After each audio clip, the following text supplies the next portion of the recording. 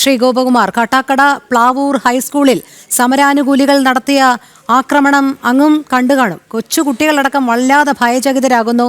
അധ്യാപകരെ അസഭ്യം പറഞ്ഞുകൊണ്ട് അടുക്കുന്നു. അവർ ഭയന്നിട്ടാണ് ആ കതക് അടച്ചത്. അതിന്മേൽ ചവിട്ടി പൊളിക്കുന്നതിന്റെ ശബ്ദമൊക്കെ നമുക്ക് ദൃശ്യങ്ങളിൽ നിന്ന് തന്നെ കേൾക്കാൻ സാധിക്കുന്നുണ്ട്.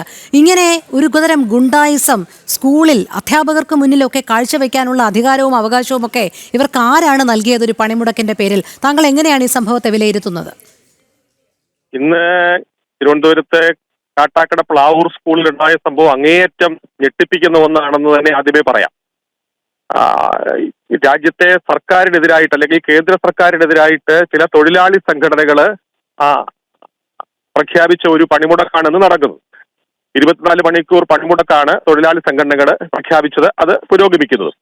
അപ്പൊ ആ സമയത്ത് ആ തൊഴിലാളി സംഘടനകൾ ആഹ്വാനം ചെയ്ത പണിമുടക്കിലെ ഇവിടെ യുവജന സംഘടനകളാണ് ആ സ്കൂളിലെത്തി അക്രമം നടത്തിയെന്നാണ് ഞാൻ മനസ്സിലാക്കുന്നത്. അപ്പൊ തൊഴിലാളി സംഘടനകൾ ആഹ്വാനം ചെയ്ത, തൊഴിൽ മേഖലയിൽ ആഹ്വാനം ചെയ്ത പണിമുടക്ക് യുവജന സംഘടനകൾ ഏറ്റെടുത്ത് ഈ തരത്തിൽ അക്രമം അഴിച്ചു വിടുന്നത് എന്തുകൊണ്ടാണെന്ന് എനിക്ക് മനസ്സിലാക്കുന്നില്ല. ഇതിപ്പോ വളരെ വലിയ ഒരു അരാജകത്വത്തിലേക്ക് നാട് പോകുന്നു. ആ സംഭവം നേരിട്ട് കാണുന്ന സമയത്ത് കൊച്ചുകുട്ടി, ചെറിയൊരു കുട്ടി കരയുകയാണ്. അധ്യാപികയുടെ കുട്ടിയാണോ സ്കൂളിൽ പഠിക്കുന്ന കുട്ടിയാണോ എന്ന് വ്യക്തമല്ല. അവര് പ്രാണരക്ഷാർത്ഥം അവിടെ സ്കൂളിലെ അടുക്കള പാചകപ്പുരയില് അഭയം തേടുന്നു.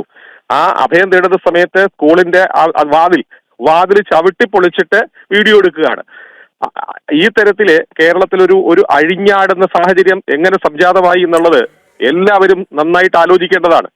അധ്യാപകര് സ്കൂളിൽ നിങ്ങൾക്ക് എന്താണ് ഇവിടെ കാര്യമെന്നാണ് ചോദിക്കുന്നത്. ഡിവൈഎഫ്ഐ നേതാക്കളുടെ ചോദ്യമാണ്, അധ്യാപകർക്ക് സ്കൂളിൽ എന്താണ് കാര്യം? പണിമുടക്ക് ഞങ്ങൾ നടത്തിയിട്ടുണ്ട്, ഞങ്ങൾ പണിമുടക്ക് പൊളിച്ചിട്ടുണ്ട് എന്നൊക്കെയാണ് അവകാശവാദം.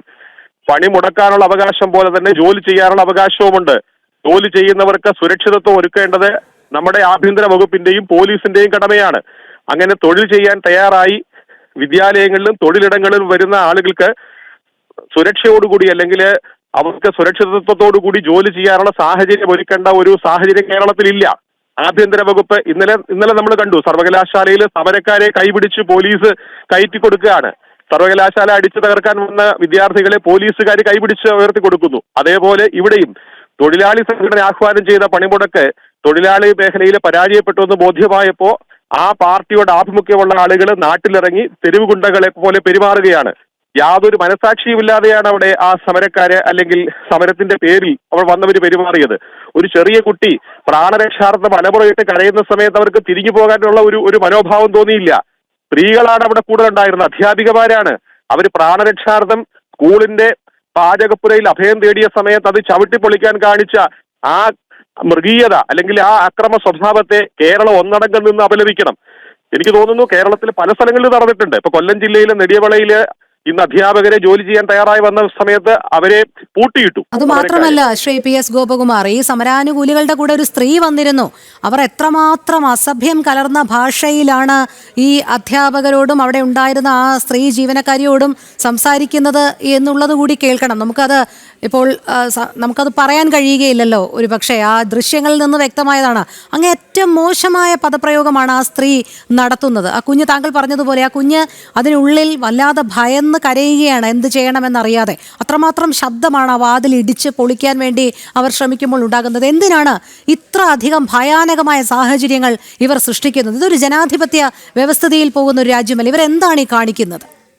അല്ല, അത് തന്നെയാണ് ഇവര് പോകുന്നിടത്തൊക്കെ ഇപ്പോ ഒരു ഭരണഘടനയുടെ പകർപ്പം കൊണ്ടാണ് പോകുന്നത്. സമരമുഖത്തായാലും പ്രതിരോധത്തിനായാലും പ്രതിഷേധത്തിനായാലും ഭരണഘടനയുടെ ഒരു കോപ്പിയും കൊണ്ടാണ് പോകുന്നത്, ഒരു പകർപ്പം കൊണ്ടാണ് പോകുന്നത്.